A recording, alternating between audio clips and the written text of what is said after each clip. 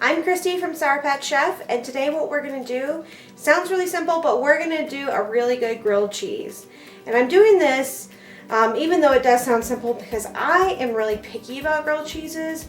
I want them to be golden brown on the outside and completely melted on the inside and warm on the inside. And then I also like to spice it up with, I like to put different types of cheeses. You can put ham. Tonight I'm going to do horseradish sauce. You could do, there's so many things. You could do different dips or different spreads on the inside of the bread so it has that nice tang.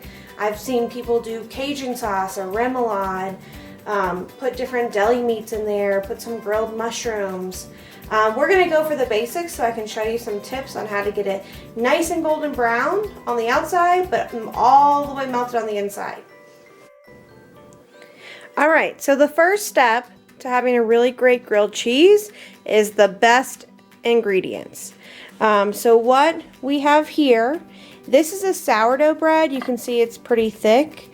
I got this one from Sourdough Boulangerie. It's one of my favorites. It's over off Powers in Omaha, and I love their loaves.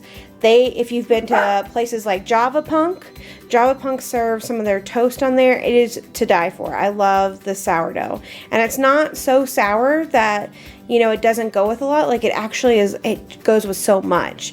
And it really makes a difference in this grilled cheese because it's hearty enough, it's not going to fall apart, and it's going to hold all the crunch that we want.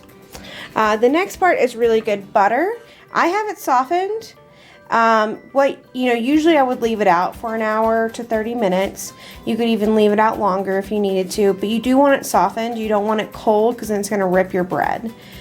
Don't do what I do and leave it in the microwave longer than normal and then have a plate full of butter. I'll find a way to use it later. I have some different types of cheeses. You can even fancier cheeses if you like. I am doing, let's see, we have a Munster and we have an extra sharp cheddar. I also like to do Havarti, dill Havarti, Sfontina. I'll sprinkle some like Gruyere in there.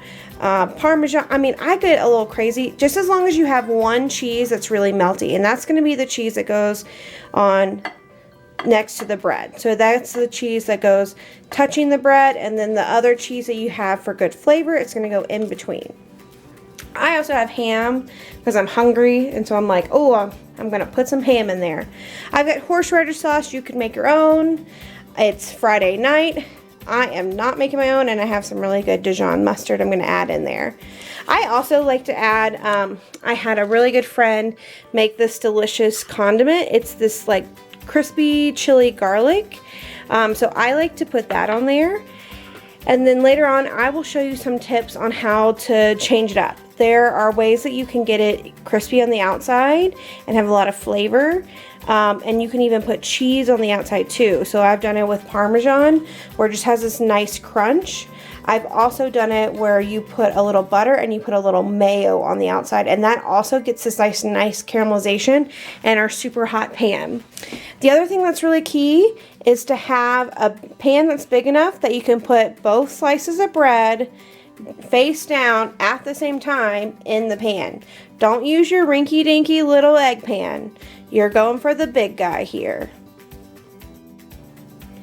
In this pan, I have a little bit of avocado oil. You just want to use a high heat oil such as avocado, sunflower, vegetable, canola, things like that. Things that are going to be high heat. I did maybe use like less than half a tablespoon.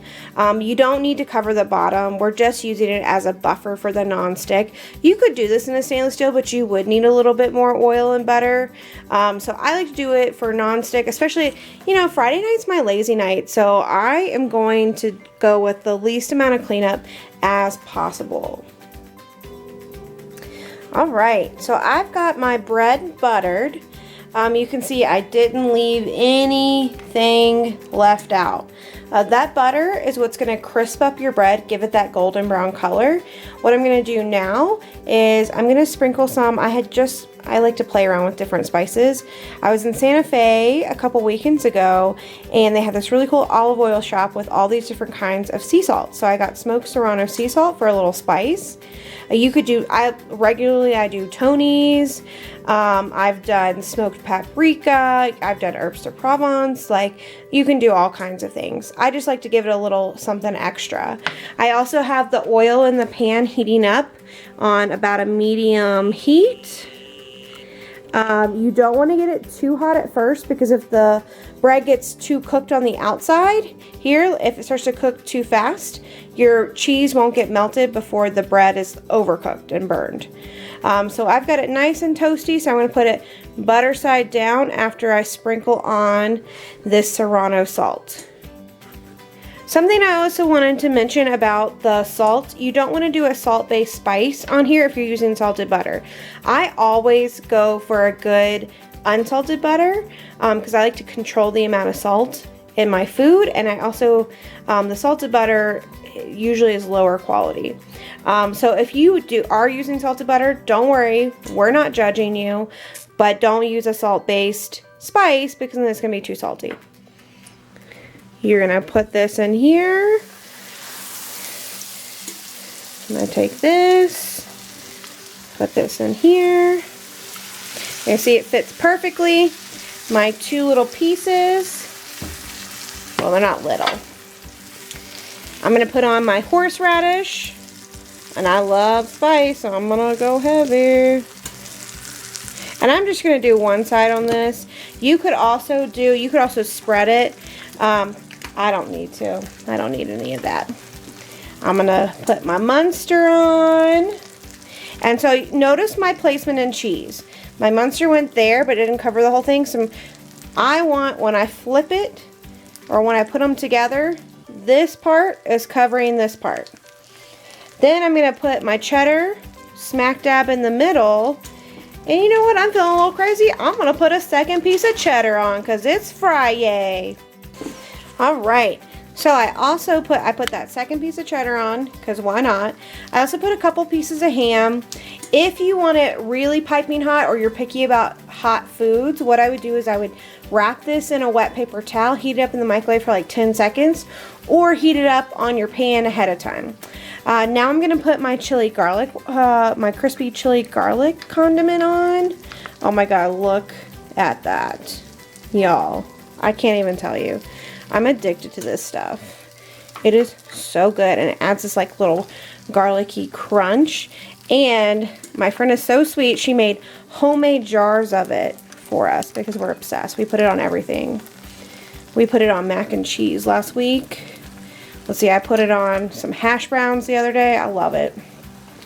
So you can see, if you look around the edges, the cheese is already starting to fold over the edge. Like it's starting to melt, especially that Munster.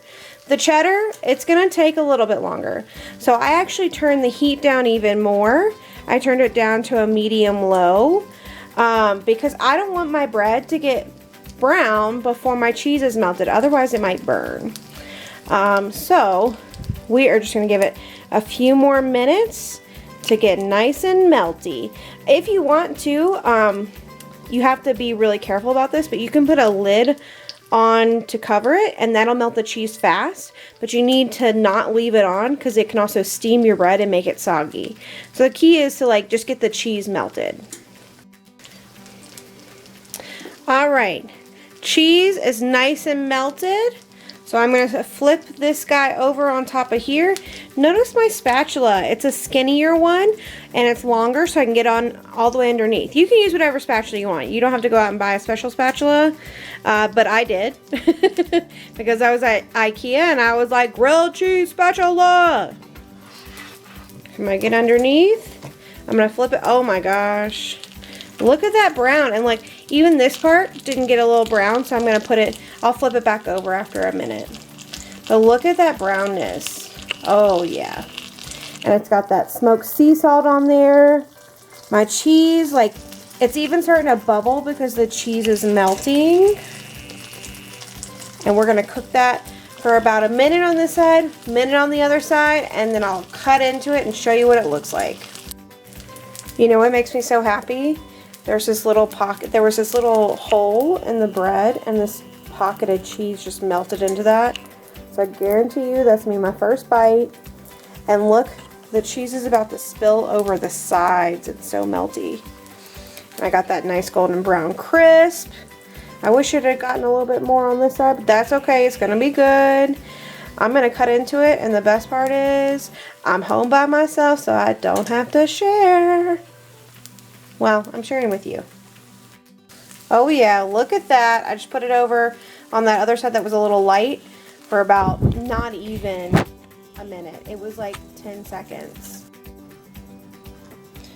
Okay, and now we are done. I'm going to show you what this guy looks like on the inside. So I'm just going to cut in. Oh yeah, you hear that? Just listen. Oh, that crunch, it's so good. Oh, I'm struggling. I'm going to use my hands. Oh yeah, look at this. It's like oozing out the side. It's like, it looks like I put a fried egg in there. That's how melty it is. And it's golden brown and it's delicious. And we are gonna try a bite. Even though it's hot.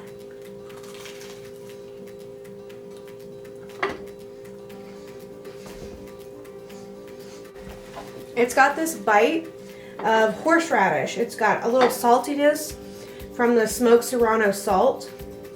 It's got the crispiness from the bread being toasted, from that chili garlic, crispy chili garlic condiment, and the cheese is just like oozing out. So I'm gonna go enjoy this, and then when I come back, I'm gonna show you some tricks on how to make your grilled cheeses even like step it up a notch. And then I hope that you will keep watching videos and check us out, and cooking classes are coming soon. I just wanted to show you, I know earlier I said for my grilled cheese, I over melted my butter. I do it all the time because my microwave is all the way up here. I can't even see what the display says with a step stool. So I just like guess, and you know, sometimes it's right, sometimes it's not. Anyways, I always over melt my butter, and so what I did is I took the solidified part of the butter, the part that didn't melt too much, took that out, used it for my first grilled cheese, and then this one, I just want to show you some tricks on grilled cheeses. So what I did is I put it in the freezer real quick on the plate with all the melted butter, and now it's the perfect texture. Here, let me see if I can do this with one hand. It's the perfect texture to go ahead and spread on there. Like, it's like nice and pliable, like as if I was getting, you know, a tub of country crock. But okay, I've got my butter all spread on my piece of yummy sourdough. I've got my pan heating up and ready to go. I put a little more oil. I am using the same pan that I used for my last grilled cheese, so I don't really need that much. I just am using it to show you. I'm also now going to add on some Parmesan cheese. I'm not adding seasoning because Parmesan tends to be salty. So I'm going to add some Parmesan, like so. Just enough to cover all the edges, and this is going to make it extra crispy. And I'll show you. And if you want to know how to transfer it, I'm going to use my handy dandy grilled cheese spatula to get it on there. And if you're worried about flipping, I'll show you some tricks. If you don't have an awesome grilled cheese spatula, you're going to get a clean hand, and you're going to get really close to the edge of your pan with the bread, or the edge of the bread towards the pan, and it's touching a little bit, and I quickly flip it over, and you'll have some splatter, and that's okay.